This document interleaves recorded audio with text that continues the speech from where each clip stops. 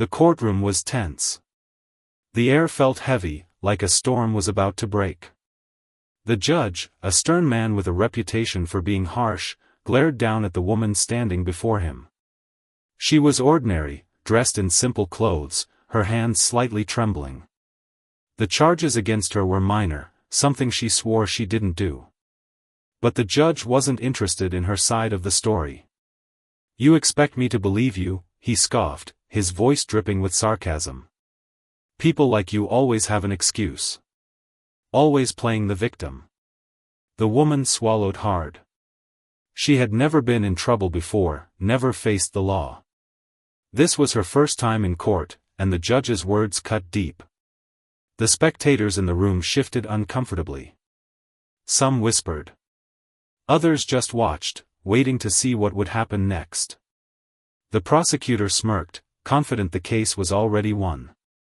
The evidence was weak, but with the judge in this mood, it didn't matter. Then, something unexpected happened. The woman took a deep breath, her fear turning into quiet determination. She reached into her bag and pulled out a small, worn-out folder. "Your Honor," she said, her voice steady now. "Before you make your final decision, there's something you need to see." The judge rolled his eyes. More delays? More lies? She ignored his tone and placed the folder on the bench. "This isn't about my case. It's about yours." A hush fell over the courtroom. Even the judge hesitated. He opened the folder, his eyes scanning the first page. Then his face changed. His confidence flickered. His hands tightened on the paper. The spectators leaned forward. The prosecutor's smirk vanished. Because what was in that folder would change everything. The judge's fingers trembled slightly as he flipped through the pages in the folder. His face, usually so sure of itself, now looked uncertain. The courtroom was so quiet that the rustling of paper sounded loud. The woman stood perfectly still, watching him. Her fear had vanished. Now, there was only calm, like she already knew what was coming. The prosecutor, sensing something was wrong, took a step forward. "Your Honor, this is irrelevant to the case. We should." Silence. The judge's voice was sharp, but not as strong as before. His eyes never left the documents. The spectators exchanged glances. What could possibly shake a judge known for his unshakable confidence? Then, the judge looked up, his expression unreadable. "Where did you get this?" The woman didn't flinch. "Does it matter? What's important is whether it's true." A murmur spread through the room. The bailiff shifted on his feet. Even the court reporter stopped typing for a second, staring at the scene unfolding. The judge closed the folder slowly, as if buying time. His mind raced. The documents in his hands weren't just papers, they were proof. Proof of something he thought was buried forever. He had two choices now. Admit the truth and face the consequences. Or double down and hope no one else ever saw what was in that folder. He cleared his throat, trying to regain control. "This court is adjourned for a short recess." Gasps filled the room. A recess? Now? The woman didn't move. "Your Honor, the people here deserve to know what's in those papers. Or are you afraid?" The judge's face darkened. No one spoke to him like that. No one. But before he could respond, a voice from the back of the courtroom cut through the tension. "I think we all want to hear what's in that folder." Every head turned. A man in a suit stood near the door, someone no one had noticed before. He wasn't a lawyer. He wasn't a spectator. And the look on the judge's face said he knew exactly who this man was. The stranger's voice cut through the courtroom like a blade. All eyes locked onto him, tall, composed, with an air of quiet authority.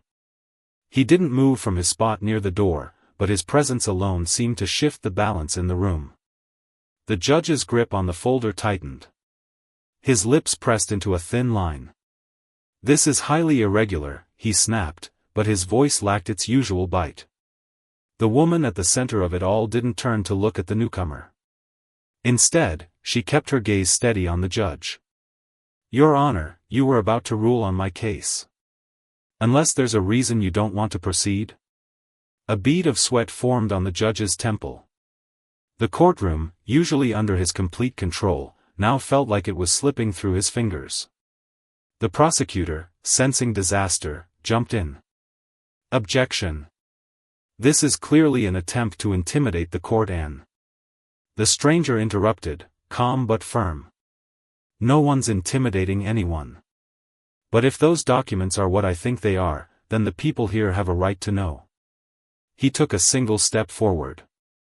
"Unless the court has something to hide?" A murmur rippled through the spectators. Reporters in the back row, who had been lazily taking notes just minutes ago, now sat up straight, pens ready. This was no longer just a routine case, this was turning into something explosive. The judge's eyes darted between the woman, the folder, and the stranger. For the first time in his career, he felt trapped. If he dismissed this now, it would look suspicious. If he allowed it to continue, well, he knew exactly what would happen. With a slow, deliberate motion, he reopened the folder. His hands weren't as steady as before. The woman finally turned to the stranger and gave the slightest nod, like they had planned this all along. Then, the judge began to read aloud, his voice barely above a whisper at first, then growing louder as he realized there was no way out. Case number 1147, falsified evidence, witness tampering. The prosecutor's face went pale. Because the folder didn't just contain secrets about the judge. It contained secrets about him too. And by the time the judge finished reading, everyone in that courtroom would know the truth. The judge's voice grew louder as he read, each word landing like a hammer blow. The once powerful man now looked like a cornered animal, his polished facade cracking under the weight of his own crimes. The prosecutor shot up from his chair, knocking over a water glass in his panic. "This is outrageous. These documents could be forged, this is clearly a setup." The stranger by the door finally stepped forward, revealing a badge clipped to his belt. "They're not forged," he said calmly. "And we have the original records to prove it." A collective gasp filled the room. The woman at the center of it all allowed herself a small, satisfied smile, not of triumph, but of relief. She'd waited years for this moment. The judge's hands shook violently as he reached the final page. His eyes darted to the prosecutor, then to the bailiff, searching for any ally in the room. But even the court officers had taken a step back, their expressions a mix of shock and betrayal. "You can't do this," the judge hissed at the stranger. "I have friends in..." "Not anymore," the woman interrupted. Her voice carried through the silent courtroom. "The same people who protected you have already seen the evidence. They turned over everything they knew to save themselves." The spectators erupted into chaos. Reporters scrambled for their phones. Someone in the back started filming. The bailiff moved to restore order, but it was too late, the damage was done. Then came the sound no one expected. A single, sharp click of handcuffs. The stranger was now standing beside the judge's bench. "Your Honor," he said with bitter irony, "you're under arrest." For the first time in his career, the judge was on the wrong side of the law. And as the stranger recited his rights, the woman who'd brought him down finally let the tears fall, not for herself, but for everyone this man had hurt. Because this wasn't just about her case. It was about justice. The courtroom erupted like a bomb had gone off. Spectators jumped to their feet, reporters shouted questions, and the bailiff struggled to maintain order as the judge was led away in handcuffs, his expensive suit sleeves wrinkling as his hands were secured behind his back. The woman stood frozen in place, watching as the man who had tried to destroy her was finally facing consequences. But instead of cheering or celebrating, she just felt empty. This victory had come too late for so many people. The stranger with the badge approached her, his voice low. "It's not over yet. We need your testimony, everything you know about how they operated." She nodded numbly. Years of fear and anger swirled inside her, but now wasn't the time to process it. The system that had failed her was finally cracking open, and she had to see this through to the end. Across the room, the prosecutor was desperately shoving files into his briefcase, his hands shaking so badly he dropped his pen twice. When he looked up and saw the woman watching him, his face twisted with panic. "You," he spat, pointing a finger at her. "This is your fault. Do you have any idea what you've—" The bailiff grabbed his arm. "Sir, you need to come with us too." As the prosecutor was escorted out, still sputtering protests, the woman finally let out a breath she didn't realize she'd been holding. The courtroom was emptying now, spectators being ushered out, officials having hushed conversations near the judge's abandoned bench. Then she noticed something. The folder, the one that started it all, lay forgotten on the floor near the defense table. Its contents spilled out slightly, revealing edges of documents and photographs. She moved to pick it up, but the stranger was faster. "I'll take that," he said gently, but firmly. "Evidence." Their eyes met, and she saw something unexpected in his gaze, not just professional determination, but real empathy. "You did something no one else could," he told her quietly. "But the hard part starts now. Are you ready?" Outside, through the courthouse windows, she could see news vans already pulling up, cameras pointing toward the building. By morning, this would be national news. She squared her shoulders. "I've been ready for years."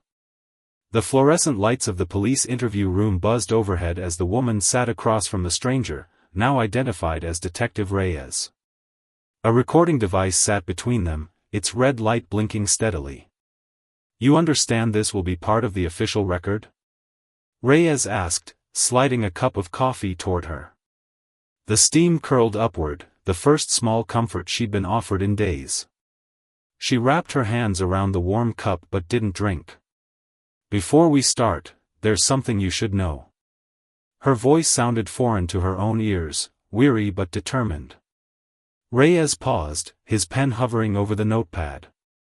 The silence stretched just long enough to become uncomfortable. "I wasn't just some random target," she continued. 3 years ago, my brother was sentenced to 15 years in prison by that same judge. For a crime he didn't commit. The detective's expression didn't change, but she saw the subtle tightening around his eyes. "The drug case in Oakwood Heights?" Her breath caught. "You know about it? We've suspected problems with that trial for months." Reyes set down his pen. "But without proof." She reached into her pocket and placed a thumb drive on the table. "My brother kept records. Every bribe. Every threat. Every time someone tried to make evidence disappear." Her fingers trembled slightly against the metal surface. "He knew they'd come for him eventually. He made me promise, only use this if." The sentence hung unfinished. Reyes didn't press. Outside the room, muffled voices argued about press access and chain of custody. After a long moment, the detective reached for the thumb drive. "This changes everything." "It shouldn't have to." The words burst out louder than intended. She pressed a hand to her mouth, then continued quieter. "It shouldn't take someone's freedom to make people care about justice." Reyes studied her with new understanding. "Your brother's name will be cleared. But right now, we need." The door burst open. A uniformed officer looked panicked. "Sir, you need to see this. Channel 7 just aired footage of the arrest, and now there's a crowd outside. Half the people out there are holding up photos of their own family members' cases." Reyes stood so fast his chair screeched. "What kind of cases?" The officer swallowed hard. "All handled by the same judge." The woman felt the room tilt slightly. This was bigger than she'd imagined. Much bigger. As Reyes rushed out, he turned back with one last instruction: stay here. And don't talk to anyone until I get back. But as the door closed, she found herself staring at the thumb drive still on the table. Her brother hadn't just collected evidence about his own case. He'd documented dozens of others. And now the whole city was about to find out. The interview room's clock ticked loudly in the silence after Reyes left. The woman stared at the thumb drive, her brother's face flashing in her mind, his crooked smile the last time she'd visited him in prison, the way his shoulders had slumped when the judge pronounced his sentence. A commotion echoed through the hallway, shouting, running footsteps. Through the small window in the door, she saw officers rushing past, their radios crackling with frantic voices. All units, crowd estimate now 300 people. We need barricades at the south entrance. Mayor's office is demanding. The door flew open again. This time it was a young female officer, her uniform collar crooked like she'd dressed in a hurry. Ma'am? We need to move you. There's press everywhere, and someone leaked your name. Her stomach dropped. How bad is it outside? The officer hesitated, then pulled out her phone and showed a live news feed. The courthouse steps looked like a sea of people, some holding photos, others waving handmade signs that read, "Justice for all," and "Corrupt courts kill." A reporter's voice boomed over the footage. What began as a single courtroom confrontation has now sparked what community leaders are calling a long-overdue reckoning for our justice system. The screen flashed to a grainy prison visitation photo of her brother, then back to the roaring crowd. The woman's legs nearly gave out. Your brother's case, it's become a symbol, the officer said quietly. There are people out there who've been fighting this for years. They just needed proof. A sudden banging on the hallway door made them both jump. Jenkins. We need you now. Officer Jenkins grabbed her arm. We have to go. There's a safe room upstairs. As they hurried through the maze of police station corridors, the woman realized with sudden clarity, this wasn't just about her brother anymore. It wasn't even just about the judge. Every face in that crowd outside represented another broken family, another buried truth. They turned a corner and nearly collided with Reyes, who was barking orders into his radio. When he saw her, relief flashed across his face. Good. You're safe. He held up a thick case file. We pulled your brother's records. With what's on that thumb drive? A loud crash echoed from the front of the building, followed by muffled cheers. Reyes' radio erupted, protesters have breached the barricades. Repeat. Reyes swore and grabbed her other arm. Change of plans. We're going out the back. But she planted her feet. No. Both officers froze. Those people out there? She pointed toward the noise. They deserve to know the truth. All of it. Reyes shook his head. It's not safe. It wasn't safe for my brother either, she said, voice cracking. But he risked everything anyway. For a long moment, no one moved. Then Reyes slowly reached into his jacket and pulled out the thumb drive she'd left in the interview room. You're right, he said. But if we do this, we do it smart. He turned to Officer Jenkins. Get me the deputy commissioner.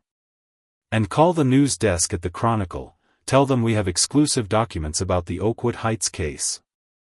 As Jenkins ran off, Reyes met the woman's gaze. You ready to start a revolution? Outside, the crowd's chant grew louder, shaking the very walls. What do we want? Justice. When do we want it? Now. The courthouse steps trembled under the weight of hundreds of chanting protesters. News helicopters circled overhead, their spotlights cutting through the evening gloom. The woman stood just inside the building's rear entrance, watching through glass doors as Reyes addressed the crowd from a makeshift podium of police barricades. Her hands wouldn't stop shaking. Officer Jenkins pressed a warm paper cup into her grip. It's almost over, she murmured. The coffee smelled bitter and burnt, nothing like the fancy brew the judge used to sip during trials. On the steps, Reyes held up the thumb drive like a torch. This contains evidence of judicial misconduct spanning 6 years. The crowd roared. Camera flashes lit up his face in staccato bursts. Every case will be reviewed. Every wrong will be righted. A monitor in the hallway flickered to life, showing a live feed from the state penitentiary. Her brother's face appeared on screen, thinner than she remembered, dark circles under his eyes, but smiling for the first time in years. The cheerin below read, "Innocent man to be released tonight." The crowd's cheer shook the building's foundations. Then came the moment no one expected. The judge appeared on the courthouse steps in an orange jumpsuit, hands cuffed, flanked by federal marshals. The crowd's roar turned vicious, shouts of "murderer" and "rot in hell" cutting through the night. But the woman found herself walking forward, past Jenkins' outstretched hand, through the doors, into the storm of flashing lights. The judge spotted her. Their eyes met across the sea of people. In that moment, she saw not the powerful man who destroyed lives, but a broken, terrified old man realizing his legacy would be infamy. Reyes offered her the microphone. She took a deep breath. "This isn't about revenge," she said, her voice carrying over the suddenly silent crowd. "It's about making sure no one else suffers like our families have." She turned to the cameras, imagining her brother watching from his prison cell. "Starting tonight, we rebuild this system so it works for everyone, not just the powerful." As the crowd erupted in approval, as the judge was led away to face his fate, as Reyes began reading names of cases to be reopened, she finally allowed herself to cry. Not tears of sadness. Tears of hope. Epilogue text, appearing on screen as camera pulls back. Her brother was released after 1,127 days wrongfully imprisoned. The judge received 12 years for corruption. 47 wrongful convictions were overturned.